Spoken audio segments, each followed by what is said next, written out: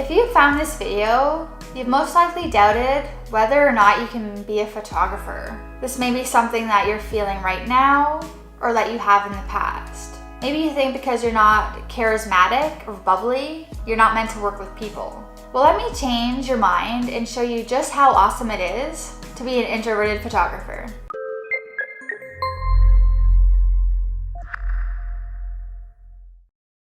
So as an introvert myself, I have definitely pondered many times if I am really meant to be a wedding photographer. I have stressed out over hurting family members for family photos and getting wedding parties to cooperate. And let's not forget that completely dreadful group photo of everyone in attendance where I actually have to yell at everybody. I come home mentally and physically drained after a wedding, and I wonder why the heck I chose this path knowing I'm an introvert. But reading Quiet by Susan Cain has really opened my eyes to show me how grateful I should be for my introversion. There are tons of scientific studies that prove there are so many benefits to being introverted. Here are the tested and true traits that we have. Introverts think deeper, process longer, and concentrate better than extroverts. They're more persistent, meaning they spend more time on difficult tasks than extroverts.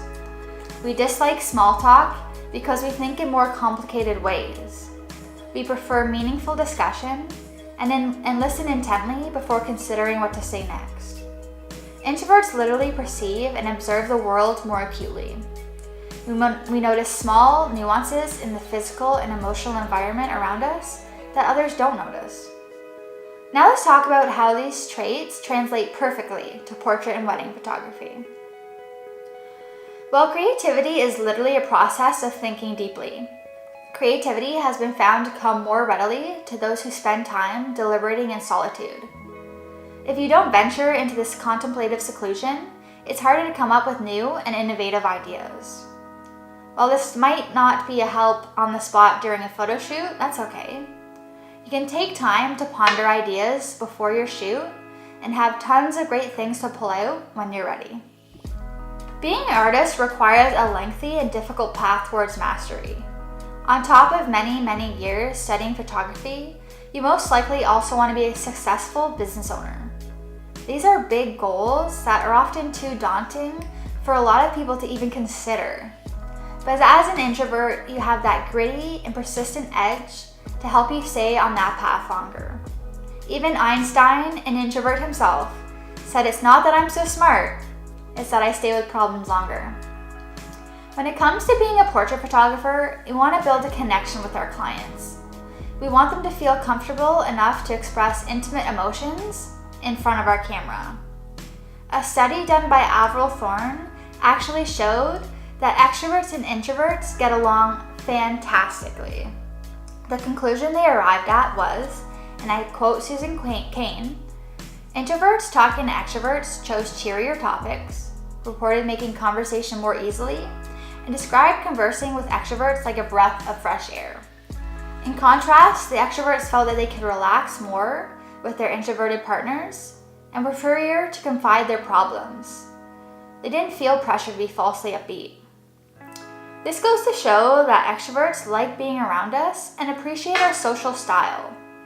It's truly important to have a balance of both personalities in every area of life so that we can harness their strengths.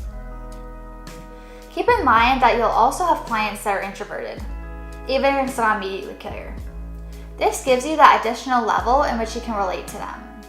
You understand that what they need when they're getting stressed during a photo shoot or on their wedding day. How overwhelming would it be, to be stressed out, but you have this person that keeps talking at you when in reality, all that you need is silence.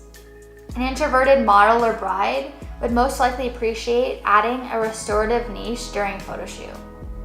A restorative niche is a few minutes of solitude in the bathroom or a 5-minute no-talk break to recenter your mind and recharge.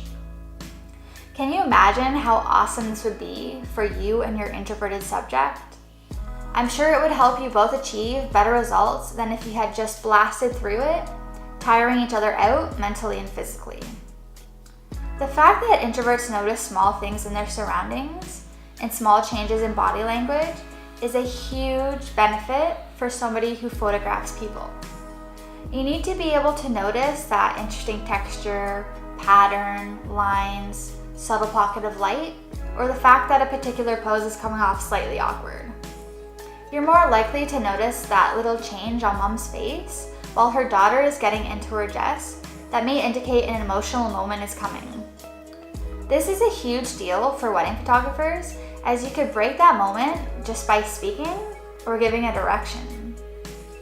Having the ability to be a good listener is such a plus for us introverts. It is pretty rare that people actually listen and comprehend what the other is saying before thinking about what to say next. People really notice when you are truly listening to them, and they love to be heard. This makes people know that you care about them and what they have to say.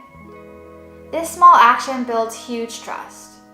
Again, this is super helpful for a photographer because your subjects need to trust you for them to even book you. Unfortunately, the number one tip I encountered when researching videos about making it as an introvert was fake it till you make it. I believe that this is really terrible advice. First off, you may be a good actor, but there's a real thing called behavioral leakage. It's small conflicts in your body language that communicate you're not as outgoing as you're trying to project. For example, maybe you glance down at the ground during a moment where a true extrovert would have maintained direct eye contact. Since when is being a fake a good thing anyways? What happens when you make it on the basis of being someone you're not? You'll have to continue down this endless road of inauthenticity, which will eventually lead to burnout and unhappiness. Keep in mind that human beings love when others are brave enough to be vulnerable and unwavering about who they truly are. People will love you for owning your flaws because there's always someone out there who can relate to your struggle. I also want to add that shyness and social anxiety are different from introversion. Many introverts experience the onset of social anxiety because they are made to feel defective as quiet kids. I am also a wedding photographer that struggles with social anxiety. I was made to feel really inadequate by the educational system, and I haven't been able to shake that feeling that I'll say something stupid in a social setting. But I promise you that if I can do it, you can do it as well.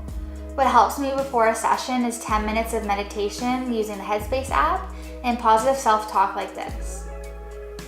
I know what I am doing. I'm good at what I do. My clients have hired me because they love my work. I just have to breathe, slow down, and look at the light. I need to allow myself the time to look at the photos and think more creatively about how I can make them better. I'm allowed to take a moment to breathe and think.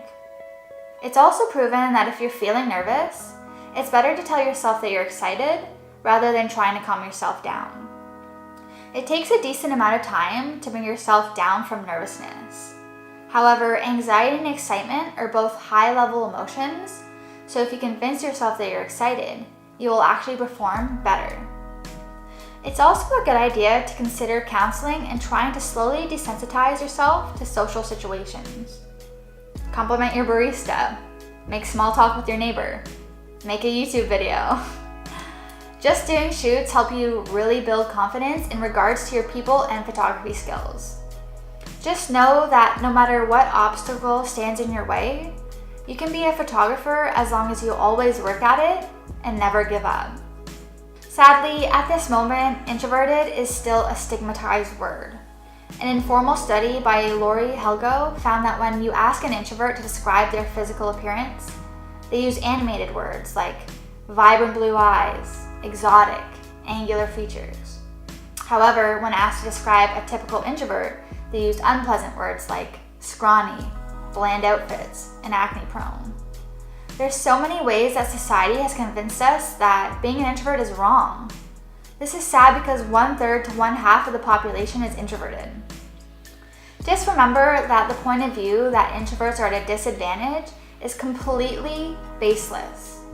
It's time we stop making ourselves and each other feel weak for being introverts. It's not that we are antisocial and extroverts are pro-social. It's just that we're social in different ways. So what do you think? Have I convinced you that you should celebrate your introversion? Will you go forward playing to your strengths instead of your perceived weaknesses? I hope so, because you've got everything it takes, personality-wise, to be an amazing artist. If this video made you feel better about being an introvert, give it a like. If you have any questions at all, leave them in the comments below. And of course, subscribe if you want more photography-related videos. Thanks for watching. J.K. Rowling, Steven Spielberg, Vincent van Gogh, Dr. Seuss, George Orwell. If these introverts can do it, so can you.